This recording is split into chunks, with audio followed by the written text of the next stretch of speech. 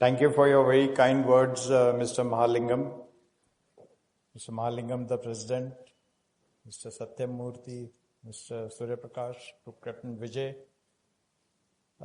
It's always an honor to be present here to address this distinguished audience of MMA members and, of course, my fellow brother officers and veterans, and also those people who are online.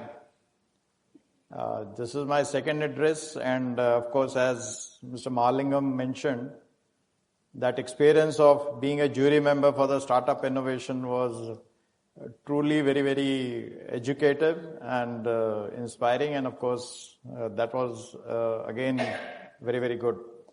Okay, coming to this topic of peacetime challenges, Army Wayanad experience, I think I have slightly expanded the scope so that I will try and explain also certain aspects of Army functioning which may not be so clear to the general audience.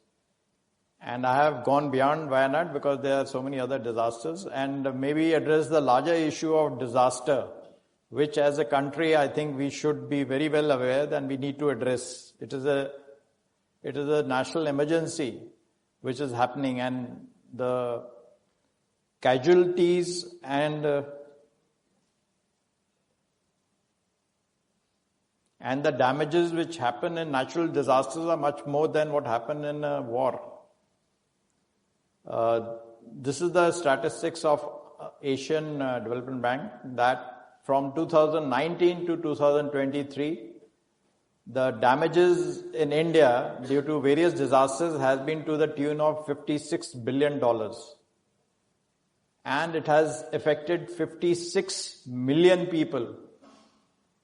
And there have been 10,000 deaths in disaster-related events. So, if we don't address this, we are actually heading for a disaster. So, Army addresses all kinds of things, and of course, disasters, one of the things which we do address. As also, coming to the role of Army, let me start by explaining. When I say Army, it's interchangeable. It's armed forces, Army, Navy, Air Force, and Coast Guard included. You see, we have a primary role of fighting the conventional and the sub-conventional. And of course, to fulfill this primary role, you can see right from independence, there have been numerous wars. And again, for the information of some, the consolidation of India was also through the armed forces, like Hyderabad, Goa, and many other places. So then we had the 47 war with Pakistan, 65, 71, Kargil, and it's continuing. Sub-conventional, Northeast and J&K, it's continuing. So, guarding the nation, security of the nation, and everything is, of course, our primary role. Military diplomacy. We have numerous exercises, Indian Army, Navy, Air Force with foreign countries. We have our military attaches all across the world. UN missions. The Indian peacekeeping forces are one of the largest and most sought after in United Nations, because wherever there's a danger or a problem, it's Indian peacekeepers who are called and they do well. The other countries, especially the Western and the Europe countries, are hardly there. So it is the Indian peacekeeper and I myself was in Congo and was sector command in South Sudan. So South Sudan is a warring country even now, but it was quite bad when I was there. And secondary role we have, maintenance of essential services. That is in case the primary organization, which may be, some organization goes on a strike, can be the oil corporation or the railways or somebody else. So Army has the wherewithal to take on that role also. Fortunately, it is not happening recently, but earlier, as we had gained independence, there were many, many occasions when this happened. And coming to the last, that is aid to civil authority. Now, aid to civil authority, that is something which the civil authority has to request us. That it is beyond them to do this, so they have to requisition. And there is a process and a procedure. So first is law and order. Normally, we don't get involved in law and order situation because dealing with population is not what the army should be doing because it can be very, very unpleasant. So we avoid it. And there have been very rare occasions when we have agreed to do this. It is not our job, it is job of the state. But yes, the second part, humanitarian aid and disaster relief, which we call as HADR operations. Here we are always forthcoming. And in most cases, because if we know the disaster is happening, we don't wait for requisition, as I'll be highlighting that. So I thought I'll just explain that how does army. So these are some of the major things. So if you see peacetime challenges, actually there is no peace nowadays. We are always at war in some form or the other. It is happening in, it's now happening in other domains. This cyber domain and, even in space and information warfare, you see everything which is happening now. In fact, they say the form of warfare has changed. It is not going to be a conventional kind of attack against each other, but it will be in something which has been happening, which you see in various places. So coming to the HADR operations, this is just to highlight that Dakshin Bharat area is responsible for 5 states of southern India, including Pondicherry and Lakshadweep. And you see all army formations which are located here are allocated responsibility for every district based on the appreciation and their earmark for that role. So why I'm highlighting this is, you see, when army is called, the most important thing, if you notice the box on top, the box on top is the most important, in which the red part is more important. If you don't anticipate, there's no planning, there's no preparation, coordination, rehearsal, decision making and allocation of responsibilities, the second part can't happen. If we have done well, the red part was already done. And that is done when we are sitting here. That is responsibility of the commanders to ensure that the person who is responsible for, let's say, some district, Trinnavalai or any other district, the person goes there, liases, he sees the area, he is ready with his stores, he knows the route, he knows how to go. So that is what the army does. And in case that is done by everybody, then obviously the efficiency will increase. But the first part which I want to highlight is the most important.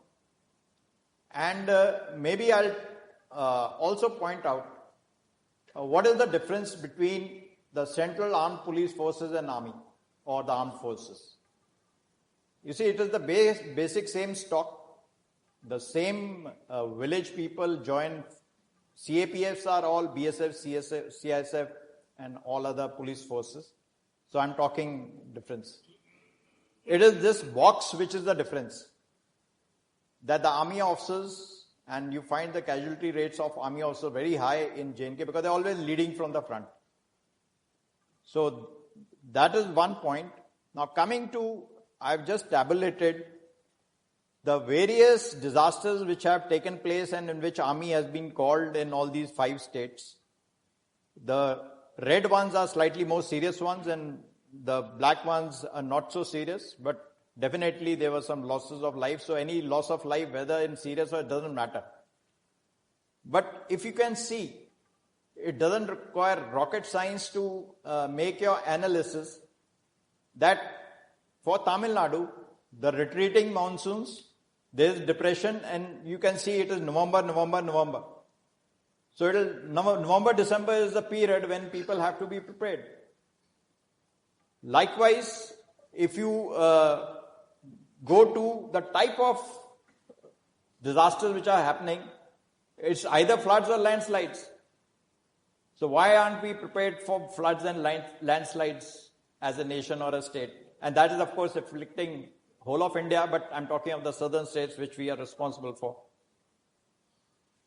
This is another one where the various disasters of the previous I have mapped. The location also is generally known. It's very obvious the landslides are going to happen in mountains and Western Ghats. The Krishna, Godavari basins are the places where your floods will occur. and of course the cyclonic activities on the coastal. So what I'm trying to highlight to that box, that we have a role of not this, we only are called for when the disaster happens.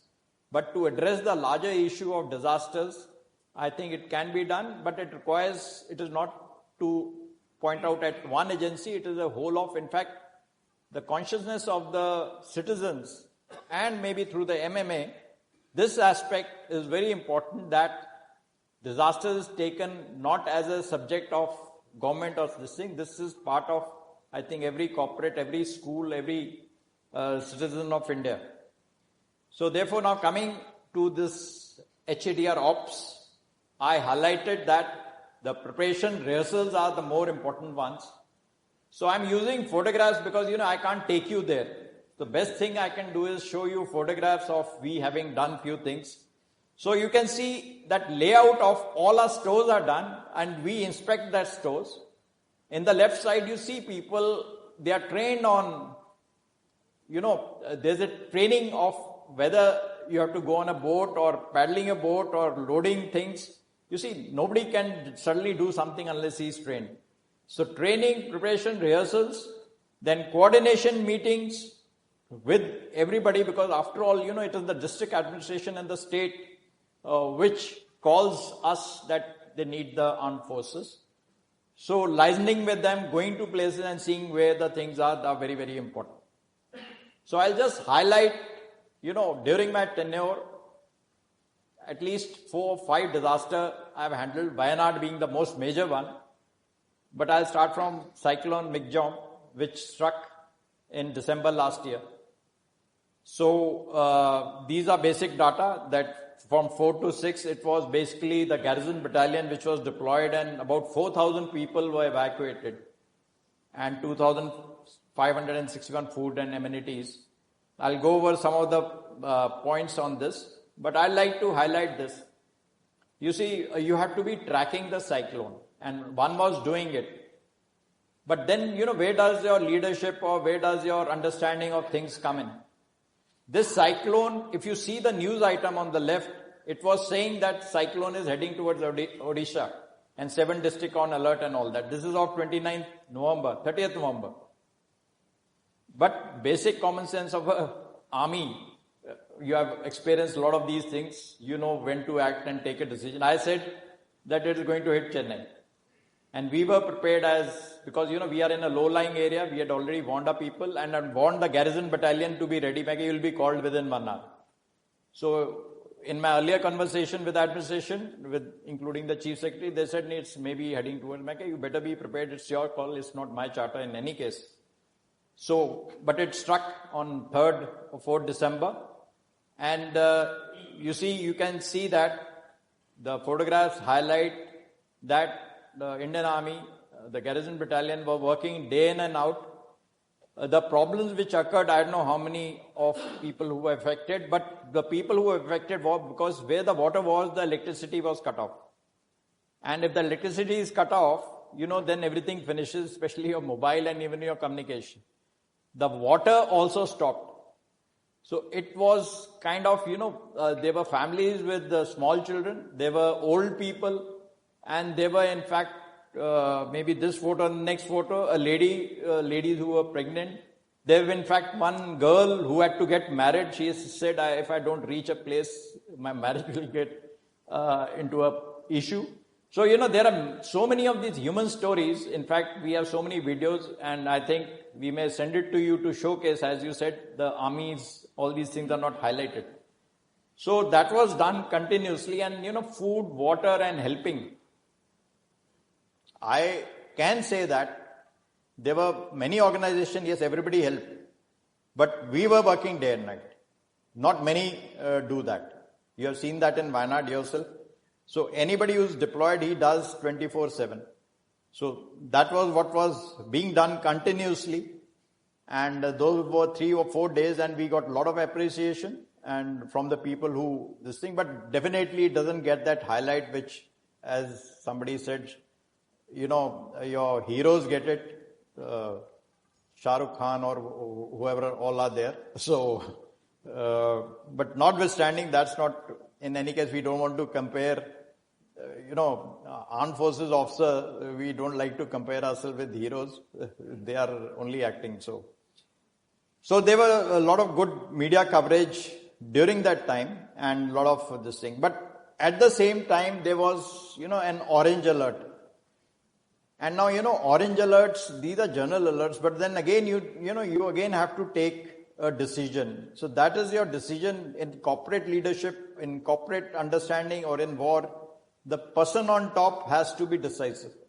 So therefore, here also we readied the troops. Now, because the distance, it was South Tamil Nadu, so it was units from Trivandrum, which moved there, and from Wellington.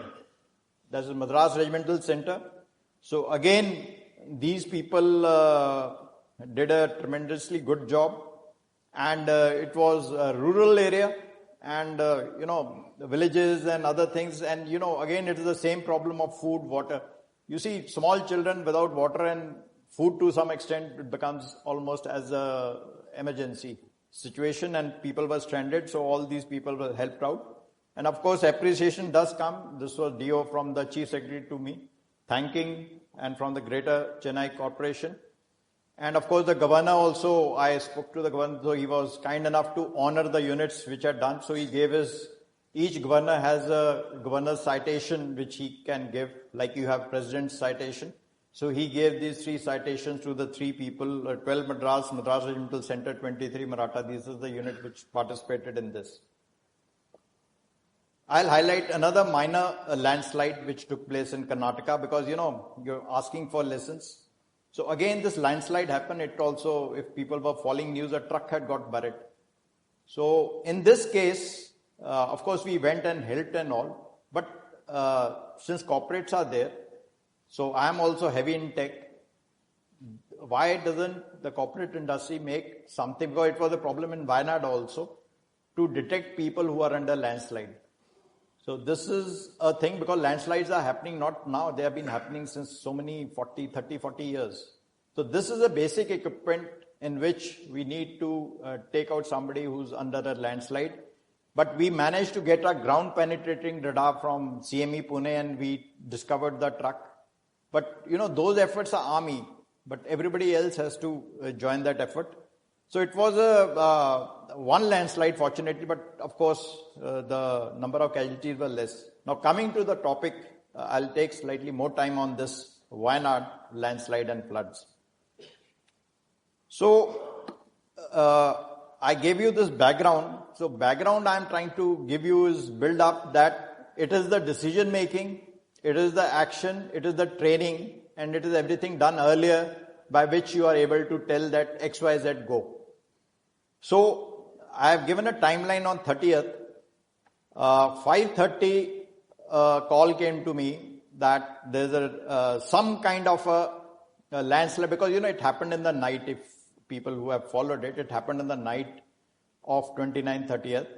So by 5, it was not even clear. It is dark that what exactly, but of course there was something very, very terrible which has happened. So at 5:30, because of sensing and whatever little information I got, I told, without taking permission, because they have to requisition. I know now I can't wait for that. So we ordered troops to move. So there's a TA battalion in Calicut, it was told to move. There's a DSC center in Kannur, which we told to move immediately. So, and medical teams, there is a military hospital in this thing. So we said, obviously, medical teams are part of it. They were to move. Then after about an hour or so, it became clear that landslides, of course it was daylight, and people gave a more clear report with some photographs coming, videos coming, that the bridges have been washed off, and now on the other side people are under landslide, and there's no way that you can go across to get those people or help them out. So you need a bridge. So, the decision to, there's this Bailey Bridge which has become quite famous in the news. This is a bridge which is in Bangalore with a MEG center, which is used for training of troops. So normally we don't move our training equipment. But at 8 o'clock I took that decision, seeing the emergency, that you move the bridge. because as it was spoken earlier that the bridge came up, the bridge couldn't have come up if it had not moved, because this bridge requires about 22 vehicles to take it. So by 8 o'clock I gave the decision. I think my understanding is, because I'm not going to technical details, and since I am from armored tanks, when there is war we cross all river obstacle on these bridges, so knowledge of bridges is quite intimate to an armored column. There are PMP, PMS bridges, there's MGB bridges, there's BLT, there's AM50, so various kind of bridges which are there in the army. So this Bailey Bridge also was said because the speed, because they have bridges with the trestles. So there was no way of putting a trestle because the flow of that river or landslide was so fast, the bridge has to be from end to end. It had to take support of both the ends. So that is why, apart from all the bridges, I chose move Bailey Bridge. So it was moved and it took about 18 hours or something. So they must have taken, because this readiness has to be there, but definitely readiness for a Bailey Bridge is, so I will commend that they took that thing of moving the bridge by 100 hours. After about an hour to the vehicles were brought, and by night they moved all night and they reached that place on 30th. The landslide happened, so they were there on 30th night of first early morning, and they started constructing on 1st, and I think by 2nd the news came that the bridge is ready. Why I'm highlighting some other aspects on the slide, which are that there are some other units also which were earmarked and they started moving, and then sniffer dogs were moved out. So this being such a huge tragedy, and if you are watching the news, in fact, when the day started in the parliament, it was all ruckus and people saying, but the saving grace to the people who were supposed to, that our army was there when the parliament debate started, and they were quite surprised that how is army there when, in normal way of functioning, if something has happened in the night and something which is about 200, 300, and how did the army reach? So that is why I am again highlighting that the decision to move was taken and army was there. And in addition, which I think I have not mentioned here, we have something called, flying foxes. There are some footbridges, which I think again you would have seen on the TV. They were put up. So I said before the Bailey Bridge comes, at least have some of these minor things being put so that, people can cross over from one side to the other. So GOC, that is the 31st, there's a general officer who's under me, Major General Matthews. He's based in Bangalore. So I said, normally, all this is handled by brigadier or even a colonel, but I thought, because, all senior politicians and everybody was clamoring on, it's better you go because, it needs a slight bit of mature handling. So I told him to move there. And then the footbridge was established in the morning of 31st July as written. And then, whatever we may say, some of the states like Kerala, whatever happened, one cannot say, but at least for this disaster, they got their act together. And the the chief minister himself chaired this meeting along with the chief secretary. I'll show the slide. And so everybody who was there was part of this VC, which was on the next day, that what plans have to be done, and I have written, and rest of the things. And then, we also got direction that if you need anything from anywhere, it will be flown.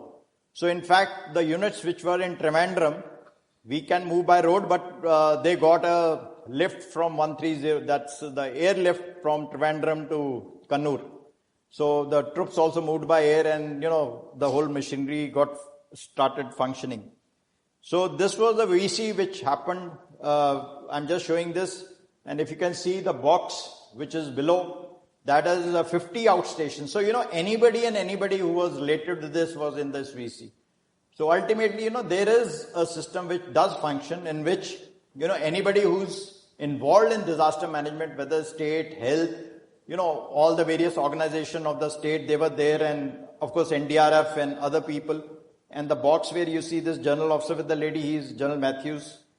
And the chief minister is the other red box with his ministers. This top right box is the NDRF head. I will cover that slightly later also. So in this meeting, all things were coordinated and what is happening and what is not happening and what each organization or each agency can do in such a disaster. So this is a photo of the general officer trying to explain to the chief minister, and since he is from Kerala, he could speak the language. So the deployment of various columns which got deployed were 91 Brigade, 122 TA, DSC, MEG, medical teams, and there were ETF is Engineer Task Forces, MEG Center.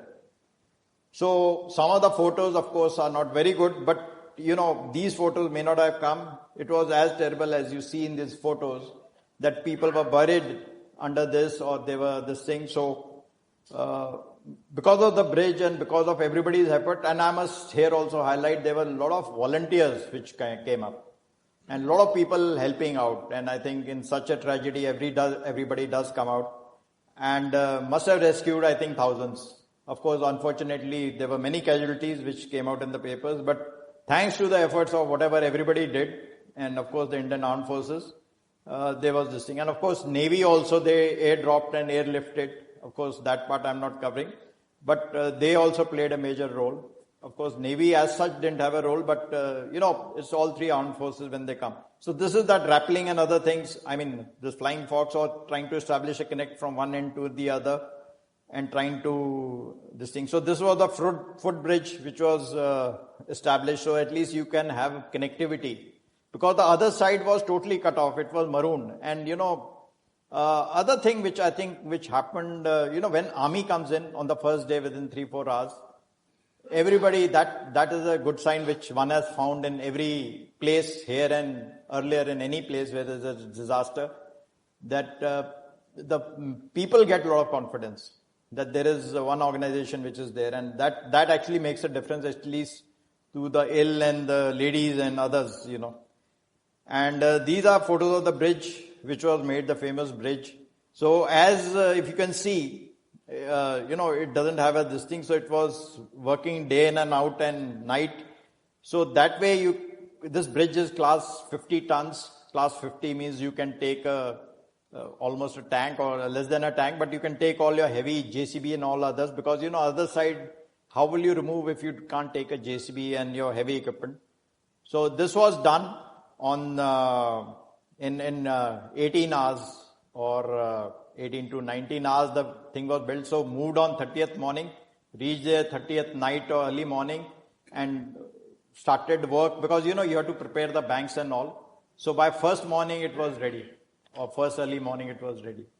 So total, so to say, in 48 hours including move. So about 24 hours for move and this thing, and 24 hours for that. Thank you for that. So, that was Wayanad, but I just wanted to show you more. September, in this month itself, there were things in Vijayawada, Kakinada. So again, our people moved from Hyderabad. So, this I just want to highlight, because when the breaches occur and these things occur, because if it is a flood, so if you close the breach earlier, it is the best. Because once the breach becomes so wide, then you can't even close it.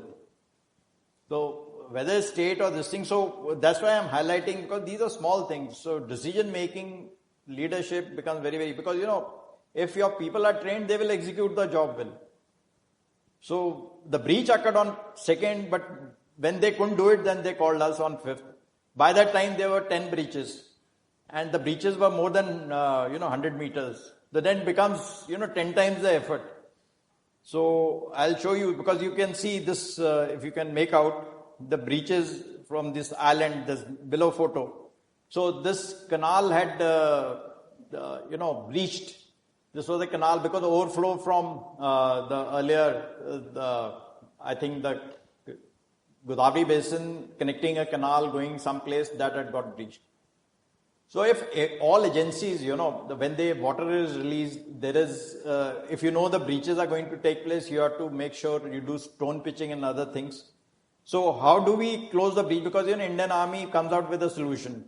So we have something called HESCO bags which we make for defenses. So in that we put sand and mud and started closing the gap, because this solution you will not find in this, with anybody in civil. So for every problem, because we are in war, you have to be crossing obstacles, you have to be doing certain things. So within our army, various arms and services, we will have a solution for almost every problem. Whether it's medical or whether it's engineering problem or whether it's mechanical or whether it's something else. So this iron cage was made and this thing, and so the breaches were closed. So again, day and night work, continuous work. And the earlier photo where there was a gap, you can see this below, this gap has been breached up. So I think, so I was making sure I cover everything in time, so there's some questions. So I come to the last part. Having done so much, so as far as disasters are concerned, those who may not be aware that the disaster NDMA is the highest level which has been formed since 2005. There's the NDMA Act, National Disaster Management Authority. There are 3 members in it, and of course it has an organization, and then there are NDRF battalions, which are basically people from the police forces who are part of this. There are 16 NDRF battalions, and each state is supposed to have its own state disaster relief force, SDRFs. So Tamil Nadu should have it. So without naming states, some states have good SDRFs, some states don't. So the state is also responsible for having SDRFs and NDRFs.